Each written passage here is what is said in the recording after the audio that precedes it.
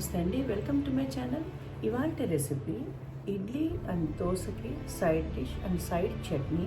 మనం రెగ్యులర్గా ఏంటంటే కొబ్బరి చట్నీ కానీ మూంగపల్లి చట్నీ కానీ లేదు ఇడ్లీ అయితే తప్పకుండా సాంబార్ కూడా పెట్టుకుంటూ ఉంటాం. అలా కాకుండా ఇవన్నీ ఉన్నా కూడా ఇంకొక చట్నీ నేను మీకు చూపిస్తాను, చాలా బాగుంటుంది. అదేంటంటే మస్టర్డ్ అండ్ ఉరద్ దాల్ చట్నీ. ఆవాలు మినపప్పుతో ఒక చట్నీ చేసుకుంటున్నాను, చాలా బాగుంటుంది. సో చెన్నైలో ఉన్నప్పుడు ఒక రెస్టారెంట్లో అయితే నేను తిన్నాను అనమాట.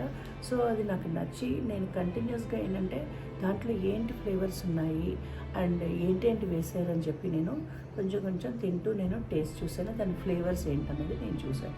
సో అలాగే నేను నేర్చుకున్న ఈ చట్నీ అనమాట. సో చాలా బాగుంటుంది. దీంట్లో ఏంటంటే ఒక చింతపండు కానీ అలాంటివి ఏం వేయక్కర్లేదు. కొంచెం సవర్నెస్కి ఏంటంటే అంటే కొంచెం పులుపుకి టమాటాస్ వేసుకుంటున్నాను, ఒక 1 or 2 టమాటాస్ వేసుకుంటున్నాను. సో నేను చేస్తున్న mustard and urad dal chutney with tomatoes నేను మీకు చేసి చూపిస్తున్నాను. సో దానికి కావాల్సిన ఇంగ్రీడియంట్స్ అండ్ మెథడ్ ఇవన్నీ కూడా నేను మీకు ఇప్పుడు చేసి చూపిస్తాను. అండ్ ఇంకొకటి ఏంటంటే దీనికి తడకా కూడా అంటే పోపు కూడా పెట్టక్కర్లేదనమాట, అలాగే ఉంది. నేను తిన్నప్పుడు ఏంటంటే పోపు కూడా దాంట్లో ఏమీ లేదనమాట. సో ఇది డైరెక్ట్గా ఫ్రై చేసుకుని గ్రైండ్ చేసుకుని తినడమే అనమాట. సో ఇది చాలా నచ్చిందనమాట నాకు. సో ఈ చట్నీ మీరు చూసిన వెంటనే తప్పకుండా చేస్తారని అనుకుంటున్నాను. సో రెసిపీ స్టార్ట్ చేస్తాను. దీంట్లో నేను కొంచెం ఆయిల్ వేసుకుంటున్నాను. ఫస్ట్ ఆయిల్ కొంచెం ఏంటంటే ఆవాలు ఎక్కువ వేసుకుంటున్నాను కదా, ఒక 2 టేబుల్ స్పూన్స్ వేస్తున్నాను. సో అవి స్ప్లటర్ అవ్వాలి కంప్లీట్గా అనమాట. సో ఆయిల్ ఒక 3 to 4 టేబుల్ స్పూన్స్ నేను వేసుకుంటున్నాను. సో ఆయిల్ అయితే వేడైంది కదండి, ఒక 2 టేబుల్ స్పూన్స్ నేను ఆవాలు వేసుకున్నాను. ఆవాలు మాత్రం ఏంటంటే స్ప్లటర్ అయ్యే వరకు అంటే చిటపట్లు ఆడే వరకు నెక్స్ట్ ఇంగ్రీడియంట్ వేయకూడదు. సో ఇప్పుడు ఉరద్ దాల్ ఏంటంటే నేను 5 టేబుల్ స్పూన్స్ తీసుకున్నాను, ఇదే టేబుల్ స్పూన్తో 5 తీసుకున్నాను. సో 1:2.5 లెక్కన తీసుకున్నాను అనమాట. మీకు ఒకవేళ 1 టేబుల్ స్పూన్ ఆవాలు చేసుకోవాలంటే ఇది ఒక 2.5 టేబుల్ స్పూన్స్ వేసుకుంటే చాలన్నమాట. సో ఇంకా స్ప్లటర్ అవ్వలేదు, అందుకని వెయిట్ చేద్దాం.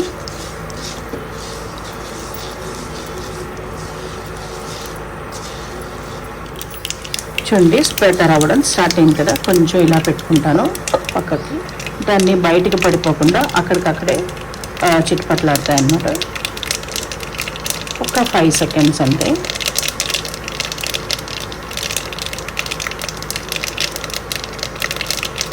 ఇప్పుడు ఫ్లేమ్ కొంచెం తగ్గించుకుని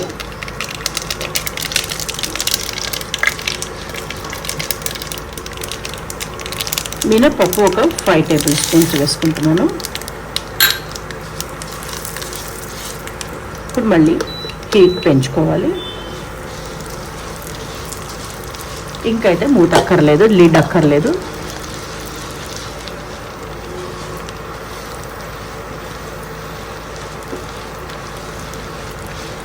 సెజ్మీ ఆయిల్తో నేను చేస్తున్నాను అనమాట చట్నీ. సెజ్మీ ఆయిల్తో ఏంటంటే టేస్ట్ చాలా బాగుంటుంది. బట్ ఏంటంటే సెజ్మీ ఆయిల్తో చేసినప్పుడు కొంచెం పైన నురగ వస్తుంది అనమాట, ఇలాగా బబుల్స్ లాగా వస్తాయి. బట్ అవి ఫ్రై అయిపోయిన తర్వాత ఆటోమేటిక్గా తగ్గిపోతూ ఉంటుంది.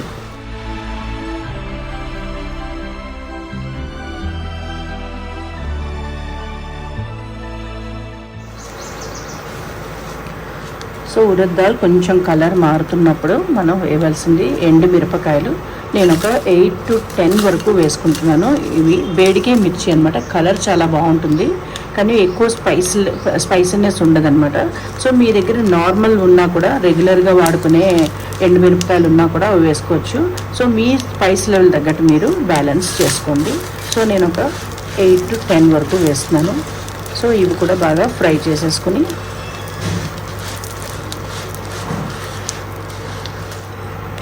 సో ఫ్రై అయిపోయింది కదండి. ఇప్పుడు దీంట్లో 2 బిగ్ సైజ్ టమాటాలు నేను ఇలాగా పొడుగ్గా కట్ చేసుకొని పెట్టుకున్నాను, రెడీ పెట్టుకున్నాను. సో అది కూడా దీంట్లో వేసుకోవాలి.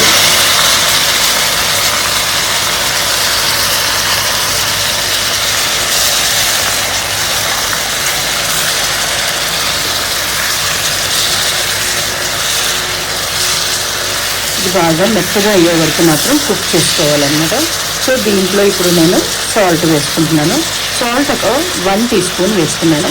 సో తర్వాత మనం చెక్ చేసుకుని కావాలంటే యాడ్ చేసుకోవచ్చు. సో స్టార్టింగ్లోనే ఎక్కువ వేసామంటే సో సాల్టీనెస్ అయిపోతే ఏంటంటే టేస్ట్ బాగుండదని నేను కొంచెం తక్కువగానే వేసుకున్నాను.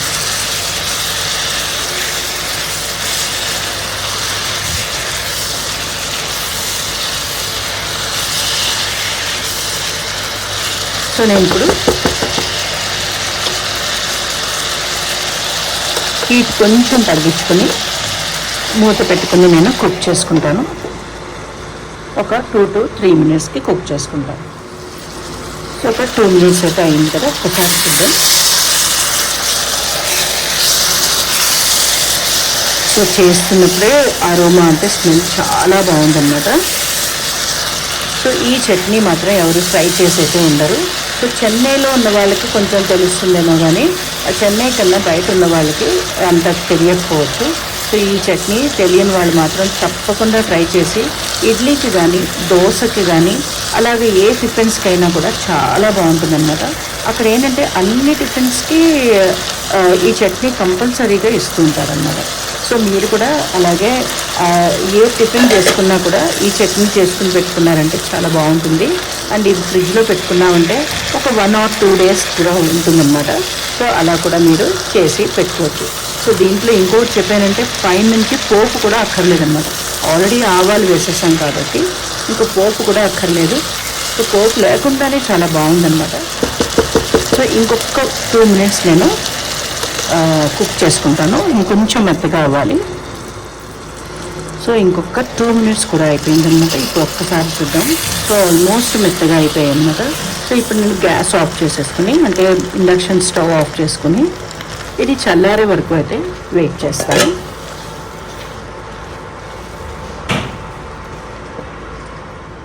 సో ఇది కంప్లీట్గా కూల్ అయిపోయిందనమాట. నేను ఒక మిక్సీ జార్లో వేసుకుంటున్నాను.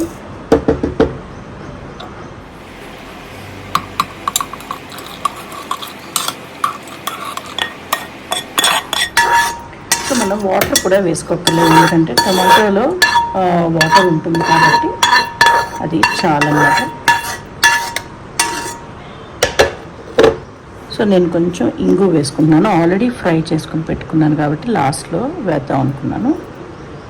లేదంటే మీరు ఫ్రై అవుతున్నప్పుడు ఆవాలు ఫ్రై అవుతున్నప్పుడే మీరు వేసేసేయచ్చు. సో ఇప్పుడు ఇది గ్రైండ్ చేసుకుంటాను. మరి ఈ మెత్తగా కాకుండా కొంచెం కోర్స్గా చేసుకుంటే చట్నీ చాలా బాగుంటుంది.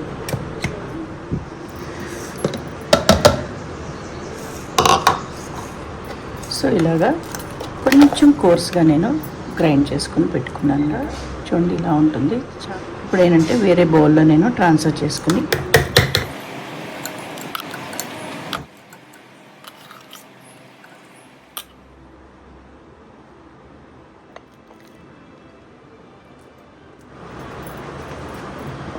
సో ఇడ్లీలు అయితే చేసి పెట్టుకున్నాను. నేను ఏంటంటే సిలికాన్ ప్లేట్స్లో వేసుకుంటూ ఉంటాను. ఇలా ఈజీగా వచ్చేస్తుంది అన్నమాట. సో ఇలాంటివి మీరు కావాలంటే అమెజాన్లో మీరు బుక్ చేసుకోవచ్చు.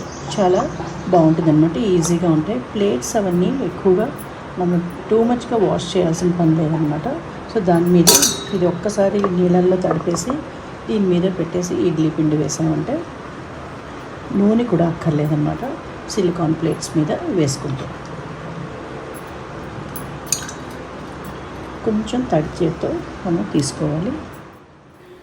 ఇడ్లీ, దోశ అలాగే పొంగల్కి కూడా తినే సైడ్ చట్నీ రెడీ అయిపోయిందనమాట. సో అదేంటంటే ఆవాలు, మినపప్పు, టమాటా చట్నీ. సో చాలా బాగుందండి. మీరు తప్పకుండా ట్రై చేసి అయితే చూడండి. అలాగే నేను చేసిన ఈ చట్నీ కానీ మీకు నచ్చినట్లయితే లైక్ చేయండి, షేర్ చేయండి, అలాగే కమెంట్స్లో చెప్పండి ఎలా ఉందో నా రెసిపీ. అలాగే please subscribe my channel Padmaja's cooking recipes.